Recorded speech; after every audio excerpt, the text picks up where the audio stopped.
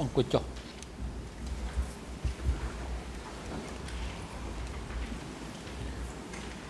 អង្គជំនុំជម្រះប្រកាសបន្តកិច្ចដំណើរការនីតិវិធីសម្ដែងការហើយនឹងផ្ដល់វិធីការជូនទៅសហវិទ្យាល័យការពីក្តីលោកខៀវសំផនដើម្បីបន្តធ្វើសេចក្តីសន្និដ្ឋានបិទបញ្ចប់កិច្ចពិភាក្សាដេញដោលរបស់ខ្លួន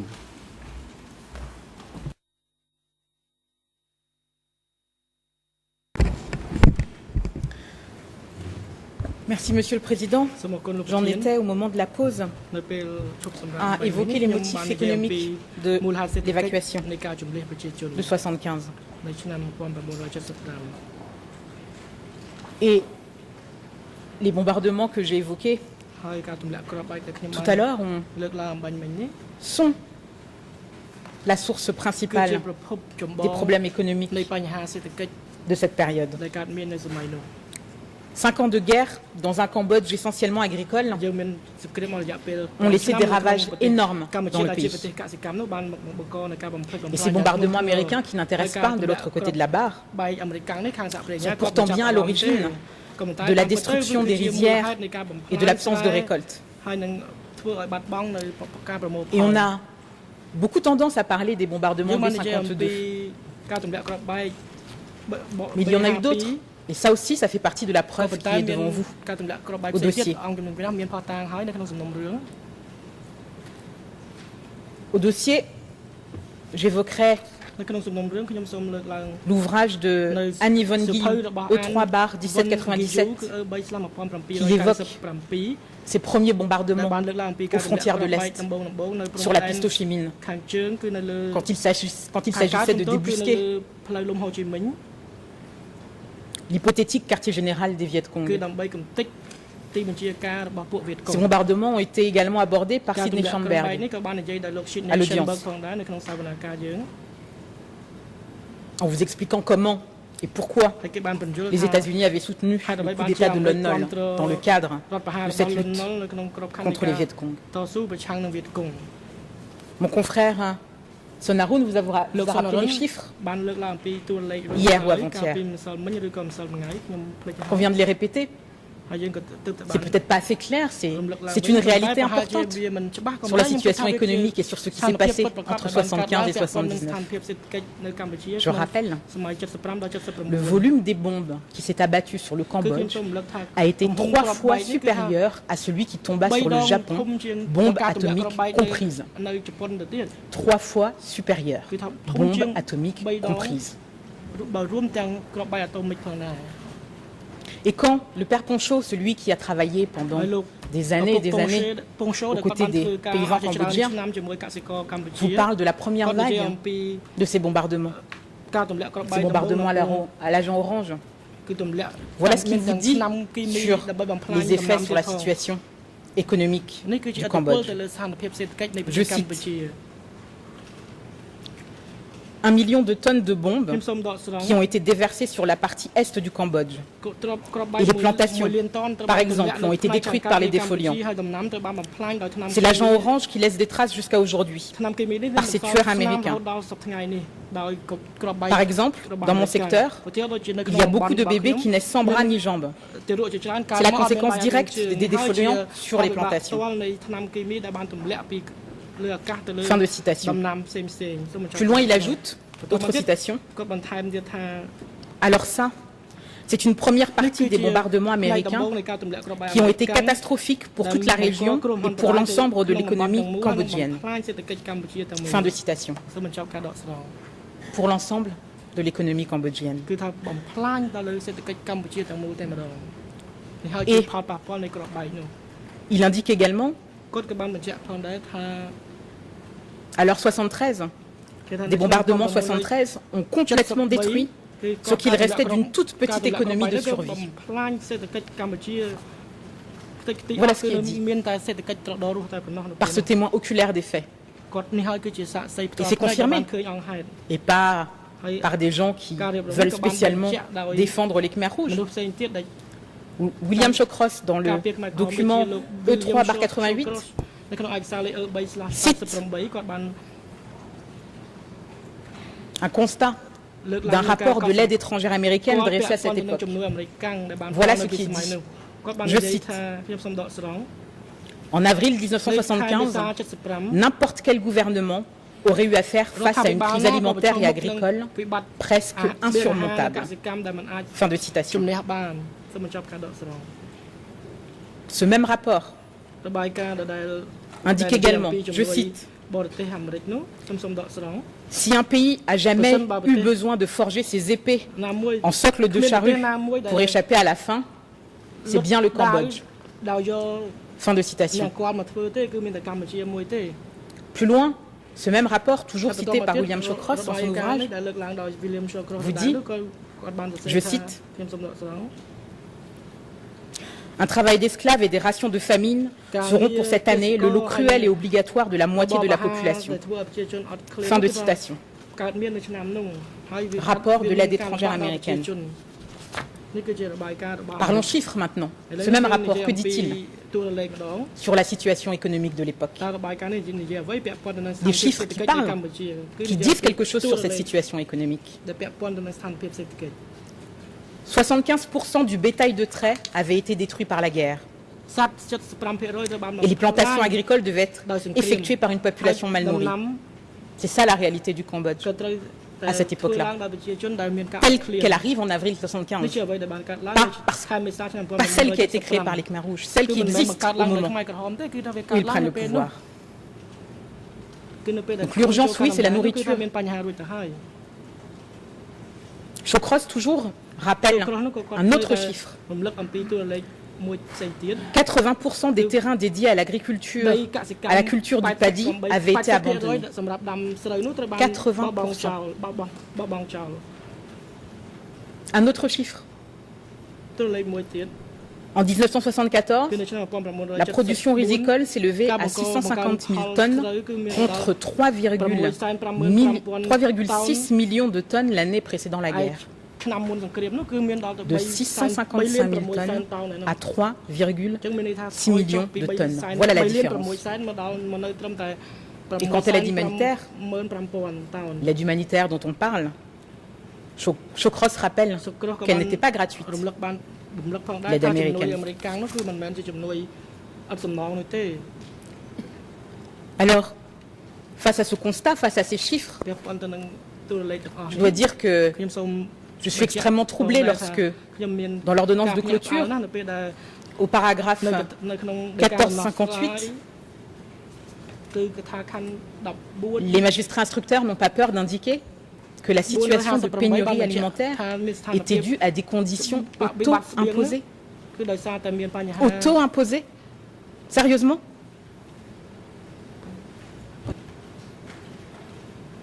Alors dans ce contexte, oui, les Khmers rouges ont certainement pris la mesure, peut-être pas l'entière mesure, mais pris la mesure qui leur semblait la plus logique face à ce constat.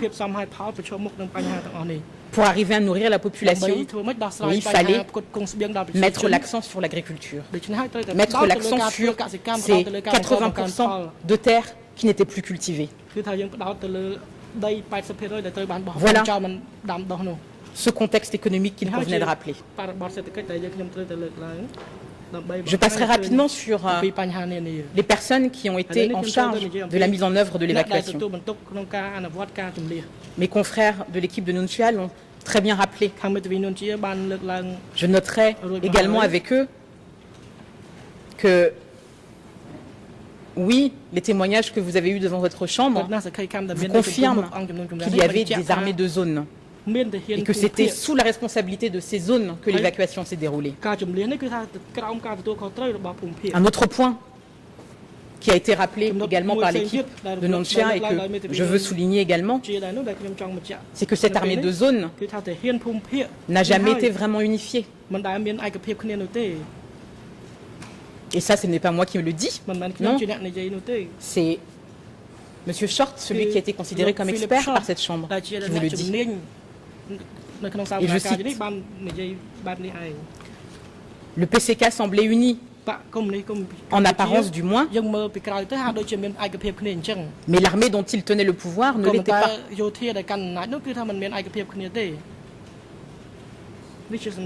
au niveau de l'évacuation de Phnom Penh. Voilà ce qu'il vous dit. Je cite.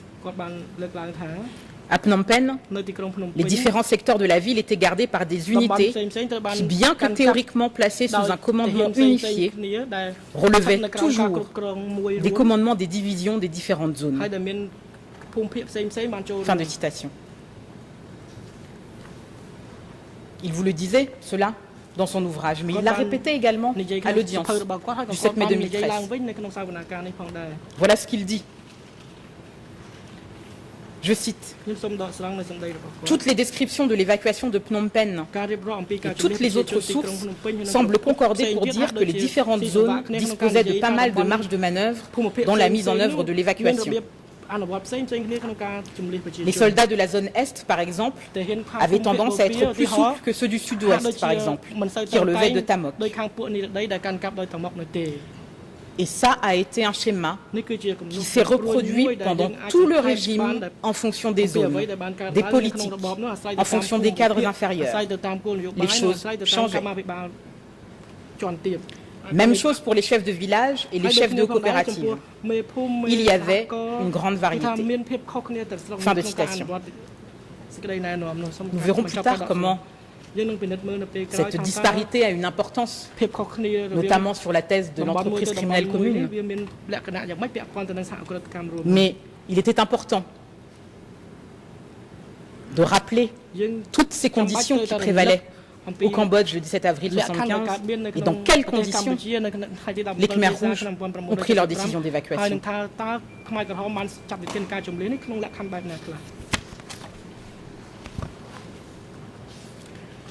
Sur le déplacement de population phase 2, beaucoup moins d'éléments.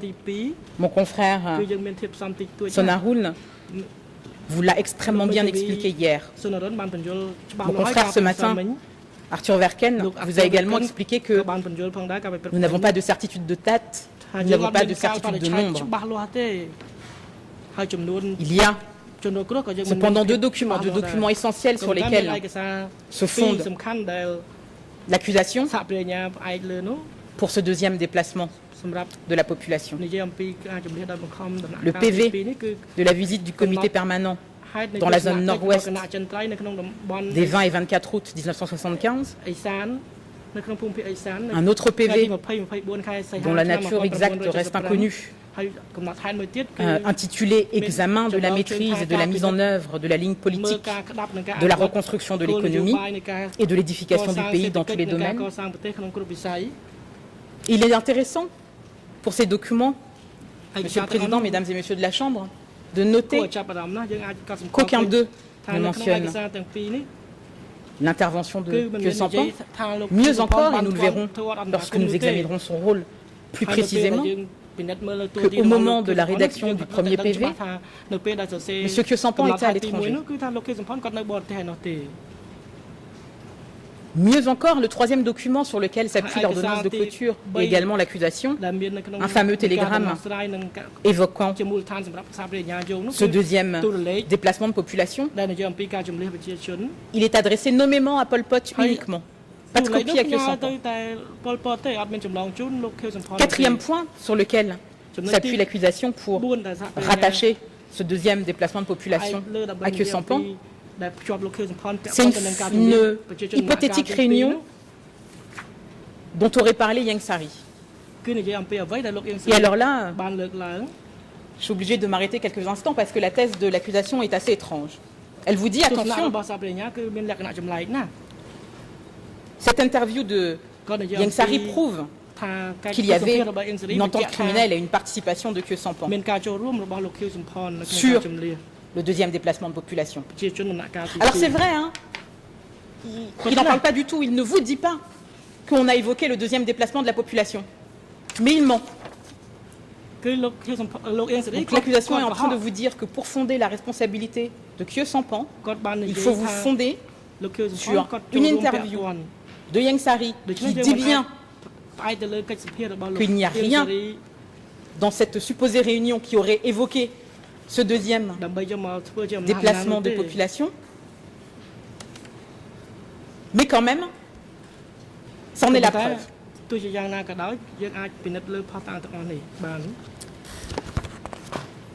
Je dois dire que j'ai un peu de mal à suivre. En ce qui concerne les motifs du deuxième déplacement de population, là encore, on est obligé de penser à ce contexte évoqué pour le premier déplacement, puisque si la thèse de l'accusation et de l'instruction est vraie, à savoir que ce deuxième déplacement a été décidé 4 mois après le 17 avril, alors ce que je vous ai dit sur la situation économique, ce que je vous ai dit sur la situation du pays, tient toujours.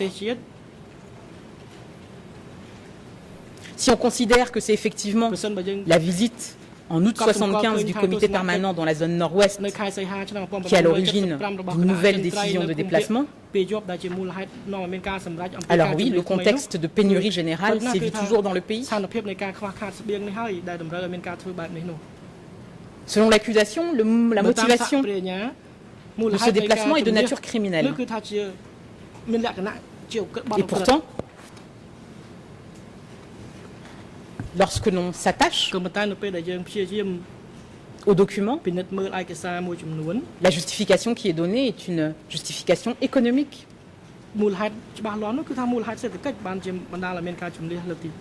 Et qu'est-ce qu'on y dit dans ce document? Le document E3/781, que la situation de Prévire, on y prévoit l'augmentation de la population parce que, je cite, on a la possibilité de résoudre le problème de vivre, au pluriel. Autre point que l'on retrouve dans ce document, on parle d'habitation en prévision de l'arrivée de ces nouvelles personnes dans cette région. Je cite, ce document prévoit d'organiser les habitations au fur et à mesure, en briques et en ciment. Fin de citation. Il est également préconisé, je cite, par conséquent, il faut faire des briques et des tuiles pour la construction de ces maisons, des entrepôts et des usines. Fin de citation. Le document E3/216 prévoit aussi cette notion de résoudre les conditions de vie. Et oui, l'objectif est la production générale et l'édification du pays. Et pourquoi la production? Parce qu'il y avait la situation dont j'ai parlé précédemment. Dans ce même document, on explique que le déplacement de la population vers la zone nord et nord-ouest est préconisé pour tenter d'améliorer la situation, parce que les terres y sont jugées plus fertiles et plus nombreuses.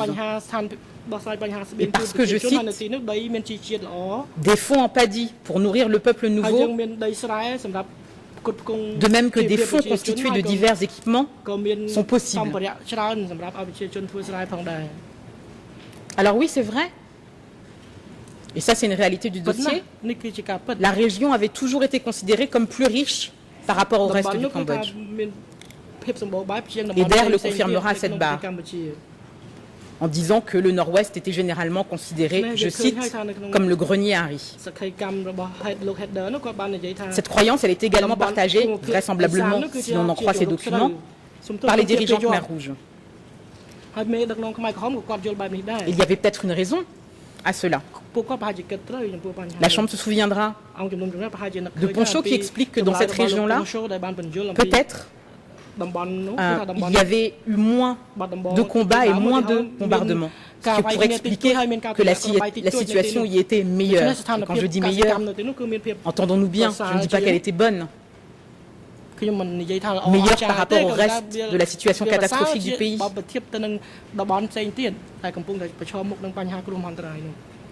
Et dans ces conditions, si l'on en croit ces documents, il y avait une tentative de trouver une solution aux pénuries alimentaires. Cette pénurie alimentaire qui est la réalité du Cambodge à l'époque.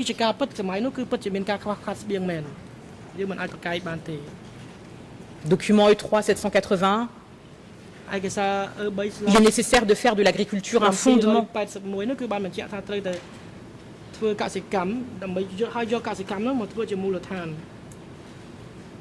Les Khmers rouges n'ont pas réussi. Ah non, ils n'ont pas réussi. Mais lorsque l'on s'attache à l'intention criminelle, lorsqu'on s'attache à la motivation des prises de décision, et vous devez vous y attacher, puisque c'est l'élément moral qui vous permet de qualifier le crime. Lorsqu'on s'attache à ces intentions-là, qu'elles étaient couronnées ou pas de succès, le but n'était pas de punir le peuple nouveau, le but n'était pas de punir les citadins. D'ailleurs, la question sur le deuxième transfert de population ne peut pas se poser puisqu'il n'y avait pratiquement plus d'habitants dans les villes. Le but à ce moment-là, c'est d'essayer de trouver une solution à une situation catastrophique, la situation empoisonnée dont ils avaient hérité.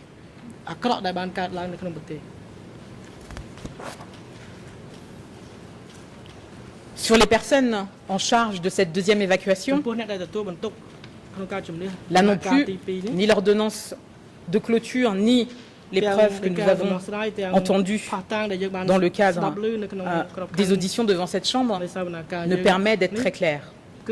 On parle de dirigeants locaux du parti, de l'échelon supérieur, de l'ANCAR, des troupes, de miliciens.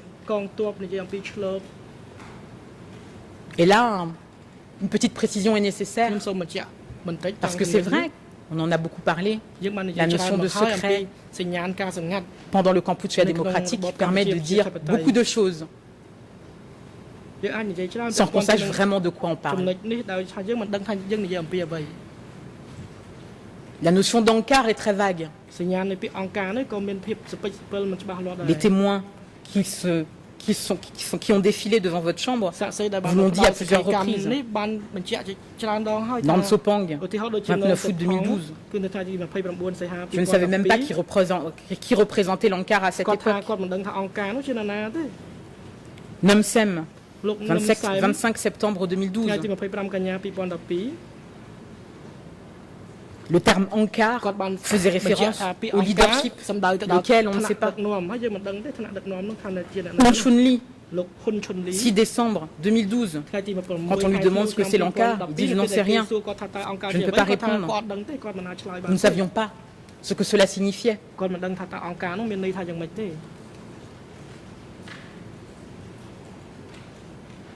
Pechim, 1er juillet 2013, vous dit pour moi l'ANCAR, c'est une organisation, c'est une institution, une entité, laquelle on ne sait pas exactement.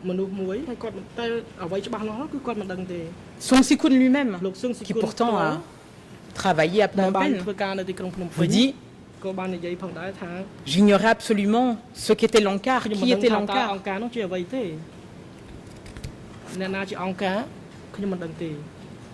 Et Steve Heder, très intéressante définition, 18 juillet 2013. Voilà ce qu'il dit. Ankar, pour ce que l'on m'en a expliqué, cela veut dire quelque chose d'un niveau plus élevé, mais plus élevé de combien, là aussi, ce n'est pas précisé.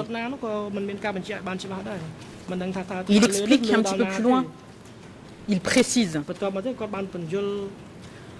Je cite, « Comme ça m'a été expliqué à d'autres niveaux du parti, tout dépend de la réalité d'un secrétariat ou secrétaire de zone, de district. Est-ce qu'il fonctionnait de façon collégiale? Est-ce qu'il y avait un petit seigneur qui fait le despote sur son fief?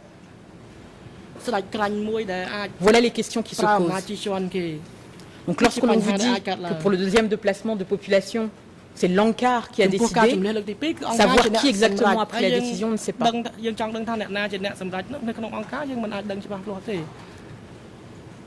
Le deuxième déplacement de population, comme le premier, illustre le fait que les déplacements de population, contrairement à ce qui est indiqué par l'accusation et même ce qui a été retenu par l'ordonnance de clôture, n'est pas une fin en soi.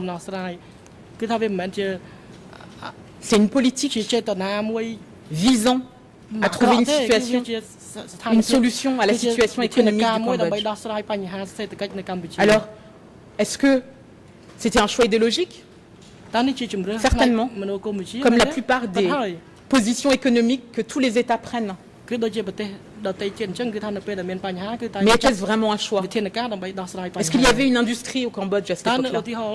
Quelle autre source de revenus à part l'agriculture? Aucune.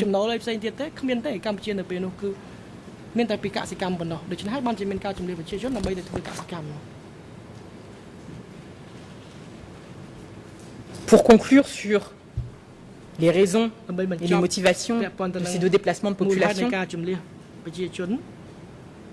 et compte tenu de tout ce qui a été rappelé au niveau du contexte historique, il faut le dire, les circonstances qui prévalaient à cette époque-là étaient préexistantes à l'arrivée des Khmers rouges au pouvoir. Et on ne peut pas souscrire à l'idée de l'accusation qui est de dire que cette politique a été uniquement pensée contre la population. Alors il ne s'agit pas ici de dire que la population n'a pas souffert. On nous accorde le crédit de respecter cela. Et par contre, les mauvais traitements et cette politique ciblée contre le peuple nouveau que l'on nous présente de l'autre côté de la barre ne correspond pas aux consignes qui ont été données. Et là non plus, ce n'est pas moi qui le dis, ça ressort des documents.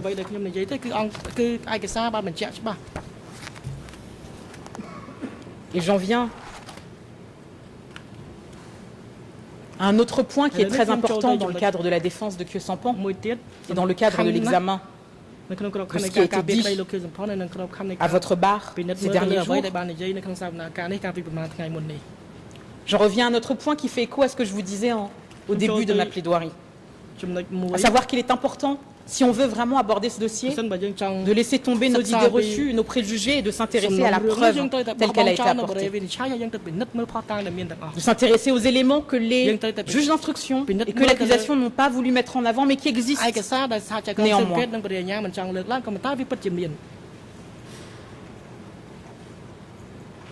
Alors j'ai beaucoup entendu de l'autre côté de la barre ironiser sur l'expression seigneur de guerre. Je ne reviendrai pas en détail là-dessus, puisque là encore, les confrères de l'équipe de Nonchia ont fait un travail important en décortiquant ce que pouvait être le pouvoir des zones à ce moment-là. Mais quand même, rappelons ce qu'a dit l'expert devant cette chambre, l'expert Short. Et je cite, c'est dans son document, dans son ouvrage Pol Pot, l'anatomie d'un cauchemar, E3/79, il vous dit, je cite, contrairement aux États communistes orthodoxes où la prise de décision est extrêmement centralisée et l'application des décisions théoriquement monolithiques, le Cambodge des Khmers rouges était indiscipliné. Fin de citation. À l'audience du 9 mai 2013, Short commente un peu plus avant ce passage. Et il vous dit notamment, je cite, la ligne du centre était communiquée aux chefs de zone, lesquels l'interprétaient à leur sauce. Cela est resté le cas après avril 1975 et pendant toute la période du Kampuchea démocratique.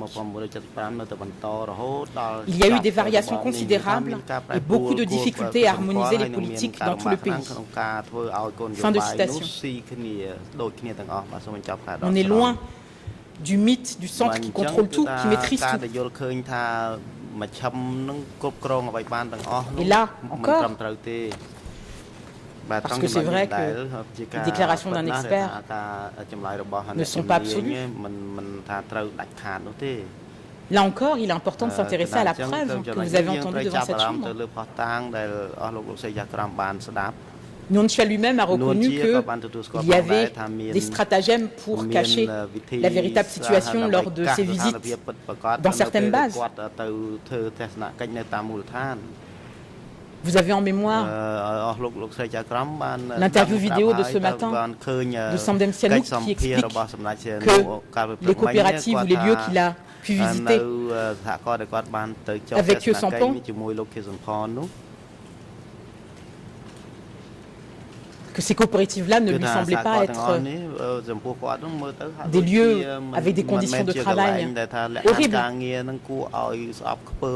Alors évidemment, et ça on l'a dit, les visites qui ont pu être effectuées par M. Khieu Samphan dans le cadre de ses déplacements pour montrer les avancées de la Révolution, c'était certainement des endroits choisis parce que c'était là où ça se passait le mieux. Mais c'est la vision que lui, Khieu Samphan a eue.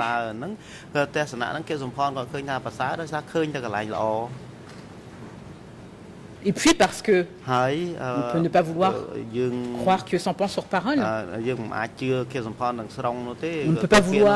On peut ne pas vouloir croire que les zones avaient leur propre méthode qu'ils ne transmettaient pas forcément au plus haut niveau. Il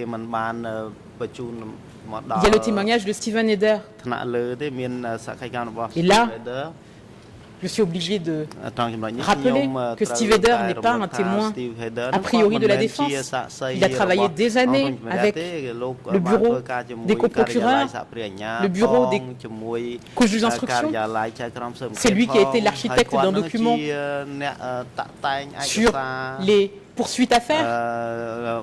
Eh bien lui-même est obligé de convenir qu'il a entendu des gens qui expliquaient qu'effectivement les informations ne remontaient pas forcément. Parmi les témoignages qu'il a recueillis, TCW 325, nous l'avons évoqué lorsque Steven Heder a été interrogé. Et voilà ce qu'elle dit, TCW 325. Je cite, « Il semblerait que lorsque la hiérarchie supérieure du parti est allée dans les campagnes, les cadres des coopératives locales ont fait le ménage, ont présenté des tables remplies de nourriture et ont écarté les gens qui étaient malades ou maigres. » Fin de citation.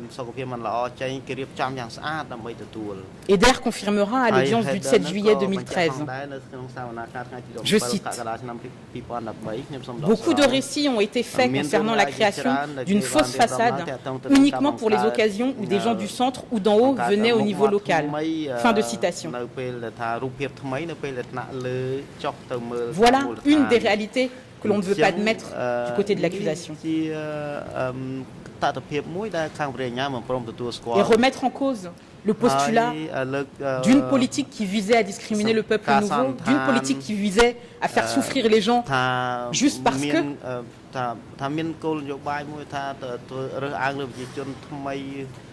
cette remise en cause est nécessaire.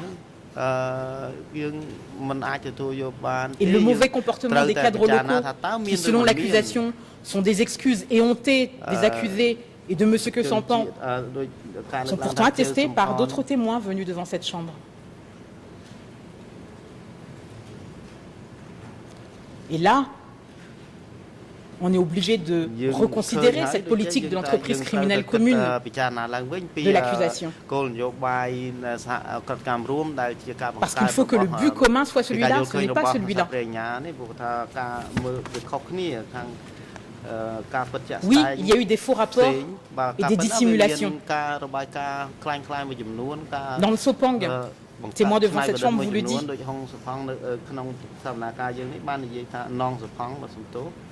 Voilà ce qu'il dit, entre autres. Je cite, « Je pense que certaines personnes ont sans doute voulu s'attribuer un certain mérite et donc ont édulcoré leur rapport et ont indiqué dans leur télégramme que les gens avaient de bonnes conditions de vie et qu'il y avait du progrès là où ils étaient, alors qu'en réalité ce n'était pas le cas. » Fin de citation. Et vous avez également le témoignage de Mivun,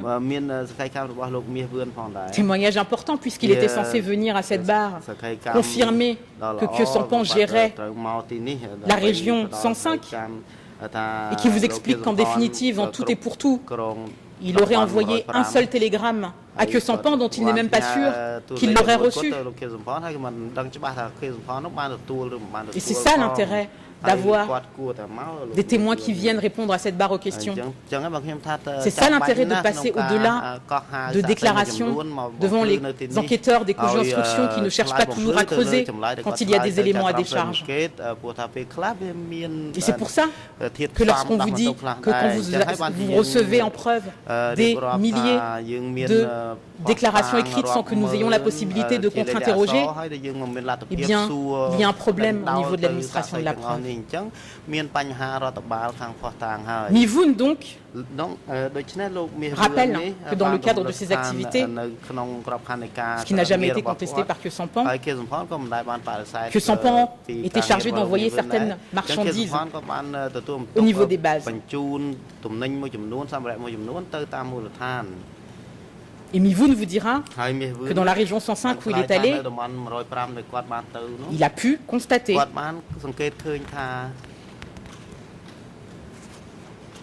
que du matériel envoyé pourrissait dans des hangars, ce qui veut bien dire que les responsables locaux qui étaient chargés de leur distribution pour le bien de la population n'avaient pas fait leur travail.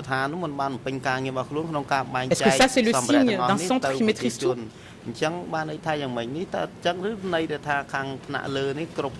Dans le Sopang aussi, confirme. Il vous dira à l'audience,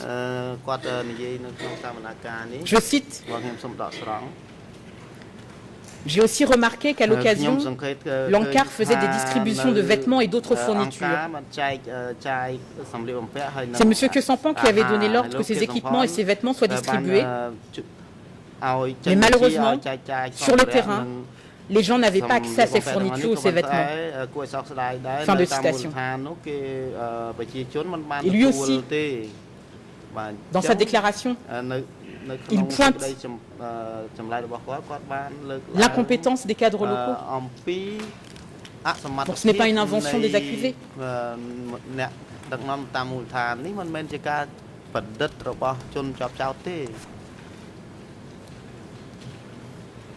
Et sur la région 105, la fameuse région 105,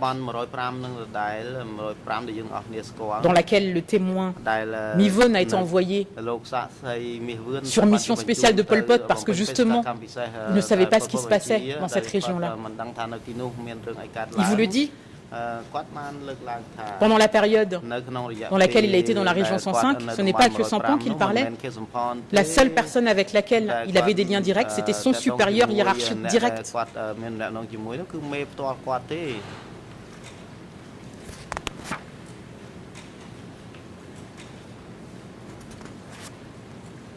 Alors, on ne veut pas entendre parler de ce pouvoir des zones, de ce pouvoir local, de l'autonomie des zones. Et pourtant, là encore, des témoins sont venus vous donner des éléments concrets à ce sujet. Souvenez-vous, Choukrine à l'audience du 3 avril 2013. Alors, il y a eu un problème de traduction en français, mais en khmer, il vous parle de l'expression suivante. Au-dessus de la tête de Tamok, il n'y a que son chapeau.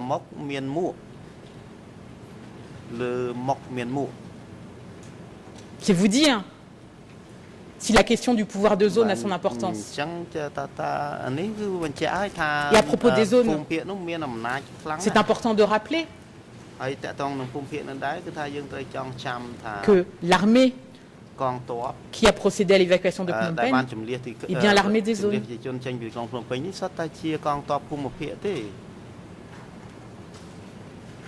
Vous avez également à l'audience le témoin Lim Sat qui était responsable de coopératives et qui vous expliquera qu'au quotidien, c'est lui qui décidait quoi faire au sein des coopératives.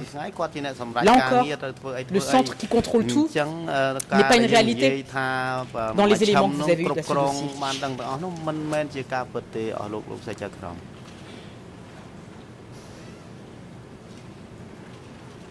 Un autre mythe, un autre postulat qu'il convient de faire tomber et qui est important. Et qui est important pourquoi? Parce que toujours, vous devez vous poser la question en termes du mode de responsabilité essentiel mis en avant par l'accusation. l'entreprise criminelle commune. Et l'on vous a dit, répété, que la raison essentielle de l'évacuation, c'était punir le peuple nouveau qui avait collaboré avec le régime de Lon Nol, et qu'on savait que les responsables Khmer Rouge savaient qu'ils allaient être victimes de mauvais traitements, et que d'ailleurs c'était sur leur consigne. C'est faux.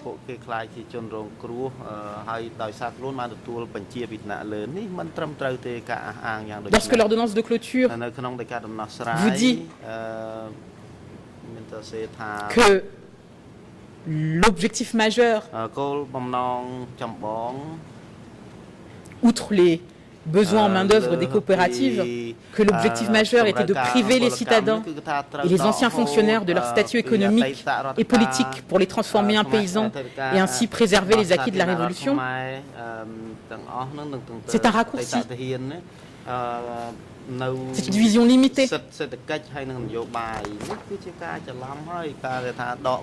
Parce qu'encore une fois, comme je vous le disais ce matin, toute la preuve a été analysée jusqu'à présent sous ce prisme, ce faux prisme, que les transferts forcés, que les déplacements de population faisaient partie de l'attaque contre la population civile.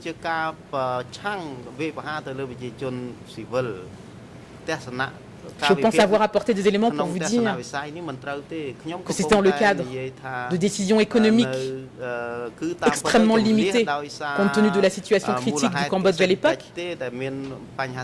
Ça, c'est un premier point. Mais le deuxième point est que les éléments que vous avez au dossier sur le traitement à réserver au peuple nouveau ne correspondent pas à ce qui s'est passé dans les bases. Parce que nous ne sommes pas en train de vous dire ici aujourd'hui que les personnes qui sont venues témoigner sur leur traitement à leur arrivée dans les bases est faux. Nous sommes simplement en train de vous dire que cela ne correspond pas à la politique voulue par le PCK à l'époque.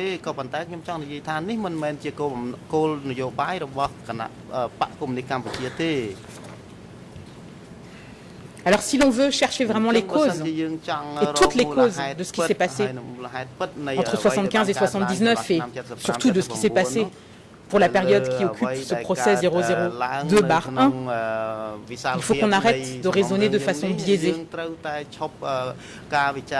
Il faut arrêter les explications simplistes et schématiques. Et si on veut aller au cœur du dossier, alors allons au cœur du dossier. Quelle était la politique des Khmer Rouges sur les déplacements tels qu'ils ressortent des documents de l'époque?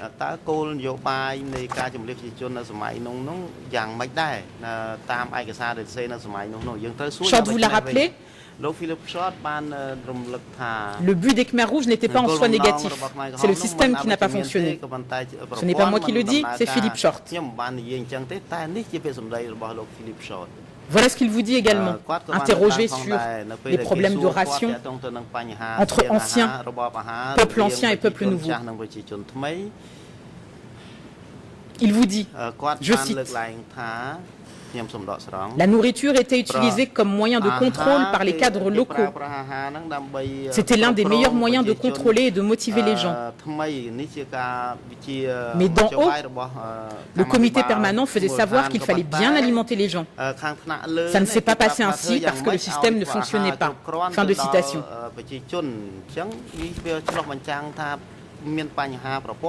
Ce même expert vous le dit à l'audience du 8 mai 2013 que les mauvais traitements n'étaient pas l'objectif recherché. Il vous cite d'ailleurs Pol Pot lui-même en disant, je cite, à plusieurs reprises dans ses discours, il a dit qu'il fallait bien nourrir les gens. Fin de citation.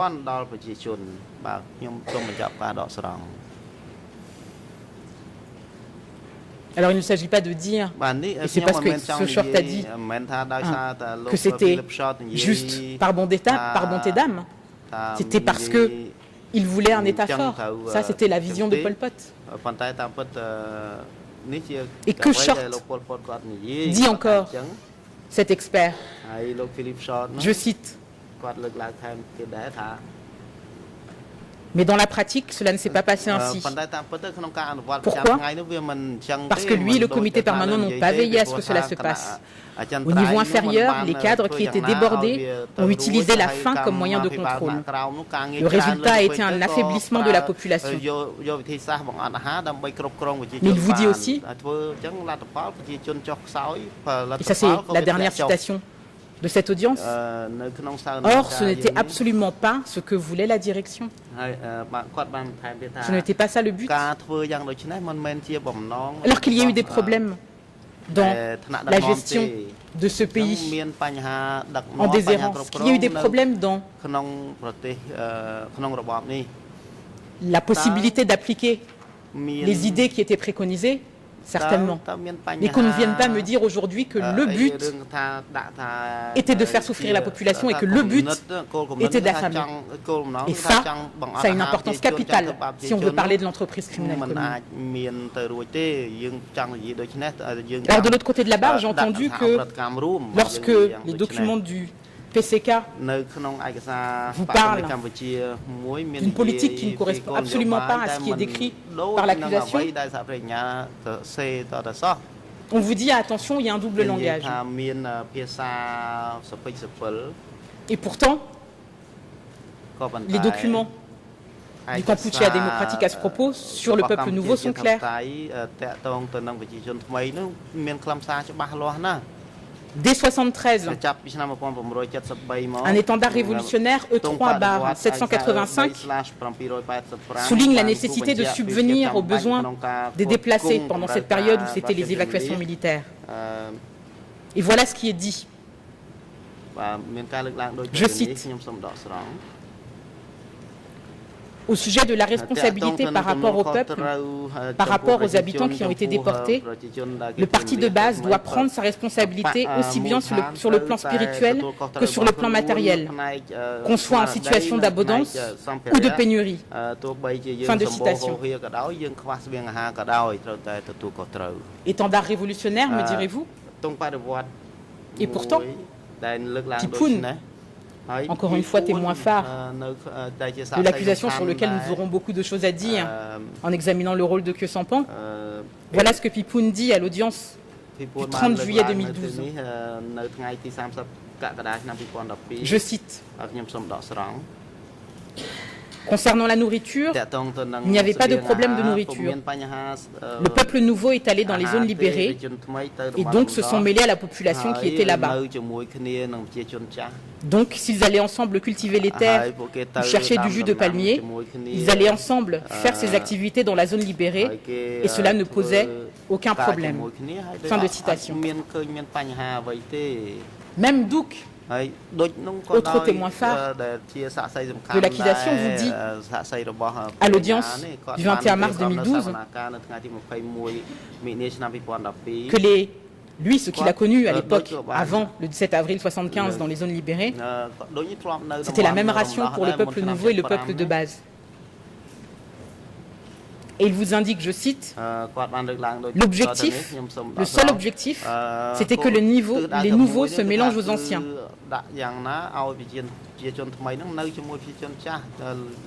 Yangpan, autre témoin, vous explique la même chose.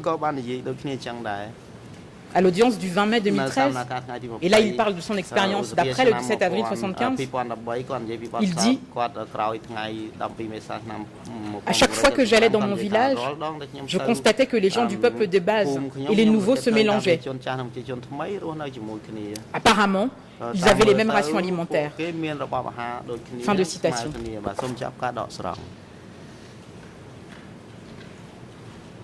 Voilà un florilège de quelques déclarations entendues devant votre chambre.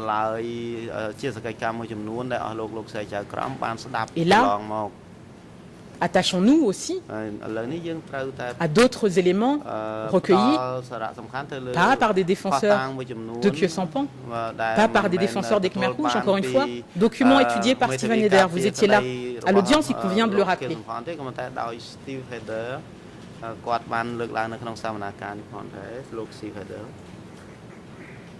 Il n'y a pas de sens caché dans les mots.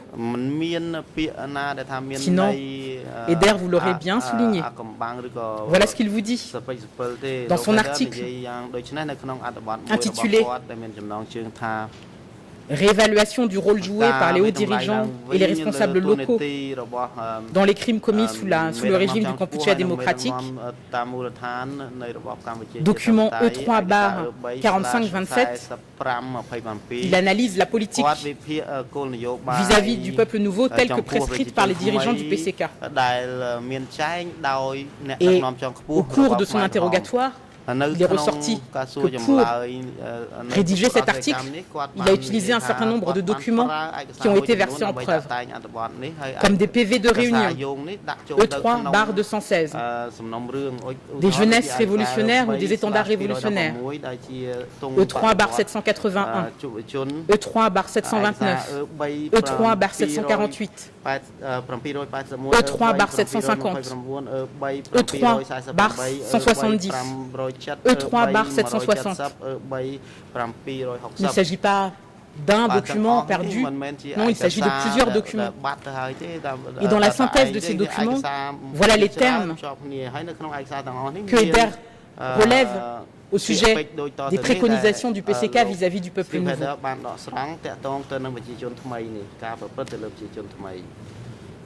On demande aux cadres locaux de se situer à l'égard des évacués dans une perspective d'ouverture, en faisant preuve de souplesse et d'indulgence vis-à-vis d'eux, et en ne les considérant en aucun cas comme des prisonniers de guerre. On demande aux cadres locaux de prévenir l'intolérance entre le peuple ancien et le peuple nouveau, en les faisant travailler côte à côte. On demande aux cadres locaux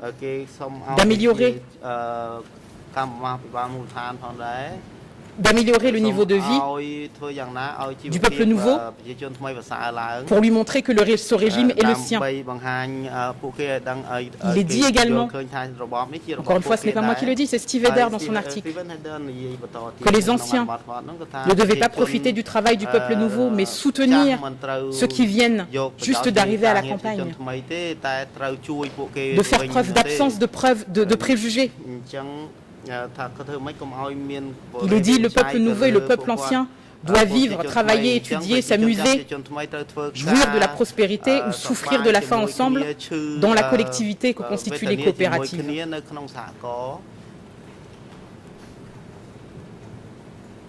Il dit toujours, dans ce même article, que les évacués doivent être considérés comme faisant partie intégrante du peuple cambodgien et non comme étant tous des ennemis. Il est précisé aussi qu'il faut prévoir de la nourriture, de l'eau et un gîte pour les évacués. Tuer des animaux, donner des animaux aux évacués et du riz provenant de la coopérative. Voilà tous ces éléments qui ont été abordés avec Steve Eder et qui figurent dans la documentation du PCK.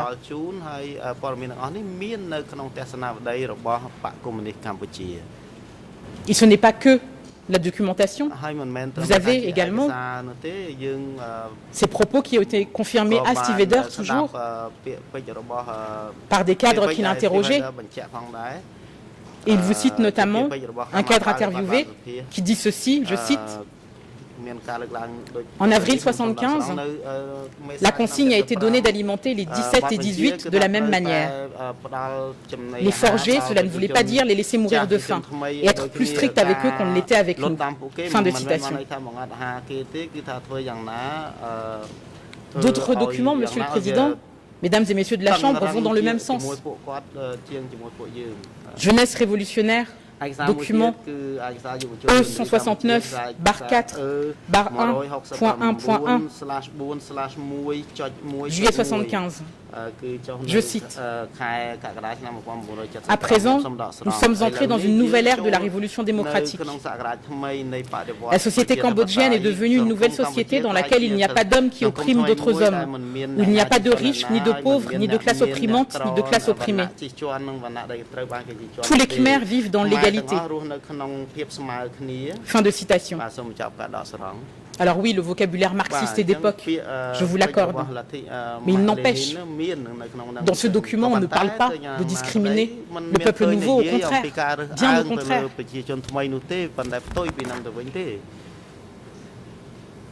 Document E3 749, un numéro de jeunesse révolutionnaire d'août 75. Je cite, sur le plan politique, il ne faut pas faire ce qui n'est pas bénéfique à la révolution ou ce qui pourrait affecter l'influence de la révolution. Et en particulier, il ne faut pas faire ce qui pourrait affecter les intérêts et le sentiment de notre peuple ancien qui se trouve dans les bases et de notre peuple nouveau qui vient d'être déporté des différentes villes. Fin de citation. L'idée, alors oui, utopique, on pourra se référer aux déclarations de Poncho qui vous expliquent les idées des Khmers rouges étaient utopiques et de fait, parce qu'elles ne prenaient pas en compte la nature humaine, aurait eu des difficultés à s'appliquer de toute façon. Mais il n'empêche, si l'on vous dit que le but était de discriminer le peuple nouveau, ce n'est pas ce qui ressort des documents. Pareil, dans un étendard révolutionnaire d'octobre-novembre 75, voilà ce qui est dit. En résumé, pour se forger, pour devenir une bonne personne, avoir une position juste au sens de la révolution, vivre de façon révolutionnaire, il faut avant tout se préoccuper de la population. Voilà les consignes qui ont été données aux cadres locaux. Document E3/166.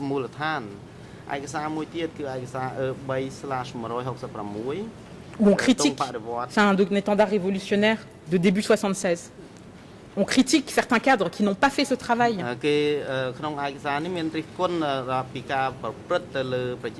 Je cite, à certains endroits, un certain nombre de cadres ont appliqué la ligne du parti sans assumer de responsabilité par rapport à la population et sans s'intéresser à sa vie. Par exemple, ils ont déporté des habitants hors de village alors que ce n'était pas nécessaire, sans aucune justification, pour obliger les gens à vivre à l'air libre, sans abri et sans végétation. On critique dans cet étendard révolutionnaire ce type de comportement. Et d'ailleurs, ça a été confirmé par Eder lorsque ce type de comportement a pu remonter. Il y a eu des mesures qui ont été prises ou qu'on a essayé de prendre. Alors, rappelez ce qui est dit dans ces documents. Est-ce que ça veut dire que ce que vous avez entendu devant votre chambre est faux? Ce n'est pas ce que nous disons. Est-ce que ça veut dire que les mauvais traitements dont certaines parties civiles sont venus témoigner, est-ce qu'ils n'ont pas eu lieu? C'est pas ce que nous disons. Ce que nous disons, c'est que ce n'était pas sur les consignes du parti. Ce n'était pas sur les consignes de dirigeants de Phnom Penh, que ce n'était pas dans le cadre d'une entreprise criminelle commune. C'est ça que l'on vous dit. Et que oui, lorsque l'on parle de la responsabilité des cadres locaux, c'est important. C'est une autre vision du dossier, c'est un autre élément, c'est un élément que personne n'a voulu mettre en avant. Pourquoi? Parce que justement, elle affaiblit cette thèse de l'entreprise criminelle commune, de cet État qui voulait absolument briser la population cambodgienne. Ce n'était pas le but.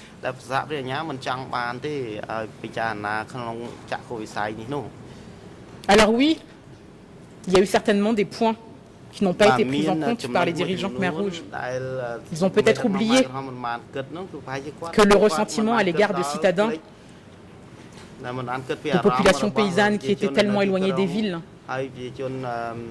pouvait s'exprimer. Et d'ailleurs, ce ressentiment a été exprimé clairement à des partis civils. Et là, je pense à Chauni qui vous explique. Voilà ce qu'on leur a expliqué. Je cite, « Ils estimaient que nous avions volé ce qui revenait aux paysans et nous entendions souvent ce genre de langage. » Fin de citation. Lai Boni explique, également, je cite, « Nous avions du mal à effectuer le travail agricole, on nous accusait d'être des incapables, d'être passifs. » Fin de citation. Encore une fois, nous ne disons pas que ces expériences sont fausses, on les confronte simplement aux préconisations telles que je vous les ai lues dans les documents du Kampuchea démocratique. Ces manifestations ne sont certainement pas ce qui a été instruit.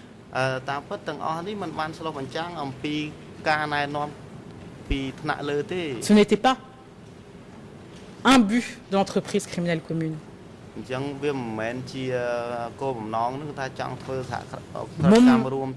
Sanern, autre partie civile, décrira également les réactions primaires de certains membres de la population.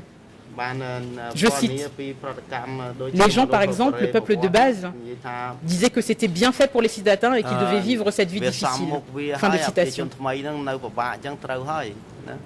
Elle ajoutera, je cite, « Certains gens du peuple de base n'avaient rien contre les 17 avril. Ils étaient gentils avec nous, nous offraient un peu de nourriture. Mais d'autres membres du peuple de base, certains illettrés, avaient des préjugés contre les 17 avril et pensaient que ces nouveaux arrivants allaient profiter d'eux et allaient voler leur nourriture. Et ils détestaient finalement le peuple nouveau. » Fin de citation.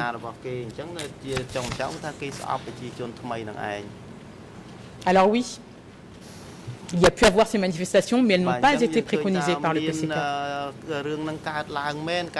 Il y avait le problème de ces ressources limitées que les bases n'étaient pas prêtes à partager. Là encore, on l'a dit, Podina, partie civile, nous ont dit que ce village manquait de nourriture et que nous devions poursuivre notre marche.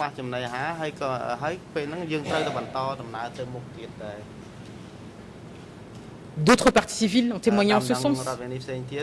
Parce que oui, la réalité faisait que ce qui était préconisé n'était pas facilement applicable lorsque l'on connaît les difficultés sur l'ensemble du territoire.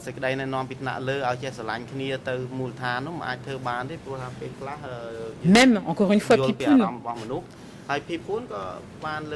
dont nous avons à reparler, vous explique que ce qu'il a pu apercevoir dans certaines coopératives vis-à-vis des déplacés ne correspond pas à ce que lui, il a reçu comme formation et comme consigne dans le cadre de sa formation politique. Il vous dit, je cite, « J'ai observé que ceci était contraire à la ligne du parti. » Donc là encore, on est loin de consignes ou de mauvais traitements qui ont été préconisés par le PCK. Ça aussi, c'est un élément qui est à prendre en compte dans le cadre de votre délibéré. Ce sont des choses qui n'ont pas été mises en avant par l'accusation parce que ça ne sert pas la thèse, parce que c'est contre les idées reçues que l'on avait, mais ça fait partie de la réalité. Juger ce dossier, c'est aussi prendre en compte toutes ces réalités différentes. Ne pas faire preuve de manichéisme. Voilà ce que l'on vous demande aujourd'hui, mesdames et messieurs de la Chambre.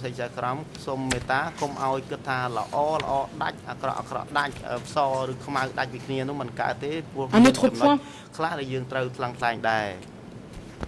qui a été également abordé dans le cadre de l'interrogatoire de Heder, et j'essaye de faire court pour céder la parole à mon confrère. On vous a parlé des abus de pouvoir et de la dissimulation des cadres locaux. C'est une excuse de la part des accusés, c'est une excuse de la part de Que Sampan, vous dit-on, de l'autre côté de la barre. Est-ce que c'est une excuse ou c'est une explication ? Est-ce qu'on est là pour se poser des questions ou est-ce qu'on est là pour confirmer simplement les préjugés, pour confirmer une culpabilité qu'on a décidée avant même que le procès commence? Et oui, c'est une question à poser. Votre chambre ne m'avait pas autorisé à explorer la question avec l'expert Short à la fin de son interrogatoire, mais la question demeure. Parce que ça veut dire qu'aujourd'hui, on veut la responsabilité symbolique de celui-là et qu'on ne veut pas parler des autres responsabilités. Parce que si cette politique ne préconisait pas que l'on maltraite les gens, si cette politique ne visait pas à discriminer. Alors si ça s'est passé sur le terrain, il est quand même intéressant de savoir pourquoi, il est intéressant de savoir comment. Non, non, ça n'intéresse pas, parce qu'il faut absolument que cela paie pour toute une situation.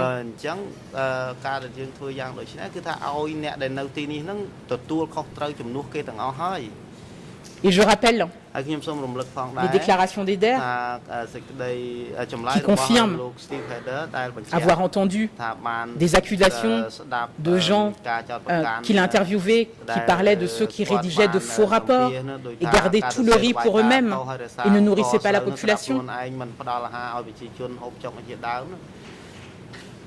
Il rapporte également les propos de personnes interviewées vous disant le plus souvent, on disait que les problèmes étaient dus au fait que des cadres locaux dérobaient et cachaient, recelaient des ressources pour leur usage propre.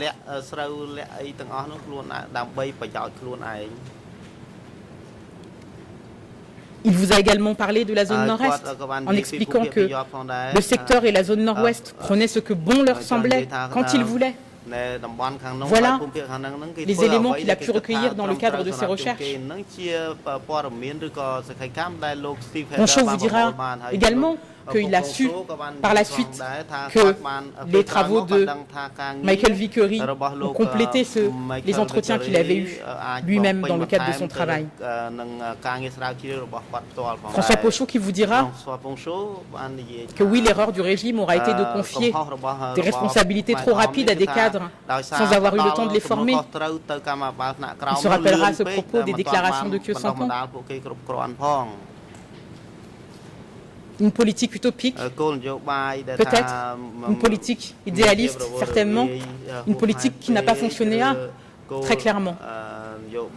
Mais est-ce que cette politique avait pour but de discriminer le peuple nouveau? Est-ce que le but, c'était de créer, comme vous l'indiquez, l'accusation, cet état esclavagiste?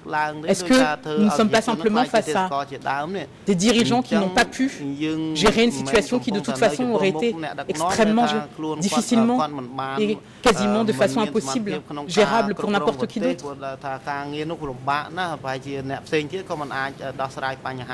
Alors aujourd'hui, ne nous y trompons pas, vous êtes chargé de juger des hommes et non pas un système politique. Et parce que vous êtes chargé de juger de ces hommes, mon confrère constamment va prendre la suite en vous parlant du parcours de Khieu Samphan. Mais en préalable, et parce que justement ces points n'ont jamais été abordés complètement dans le cadre de cette audience, parce que l'instruction n'a jamais cherché à approfondir ces points, il était important de rappeler tous ces éléments. Parce que tous ces éléments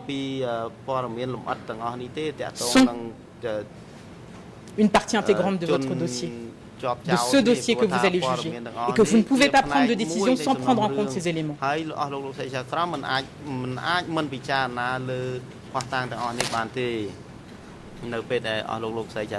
Ces éléments étaient rappelés. Il convient d'examiner le parcours et le rôle de Khieu Samphan, non pas tel qu'il a été noyé et dilué dans la présentation de l'accusation, dans une notion de centre fourre-tout qui ne correspond pas à ce que vous devez rechercher, à savoir la responsabilité pénale individuelle de M. Khieu Samphan. Et j'en aurais terminé pour aujourd'hui, et à l'issue de la pause, Monsieur le Président, mon confrère Kong Samon vous expliquera ce qu'il en est de M. Khieu Samphan.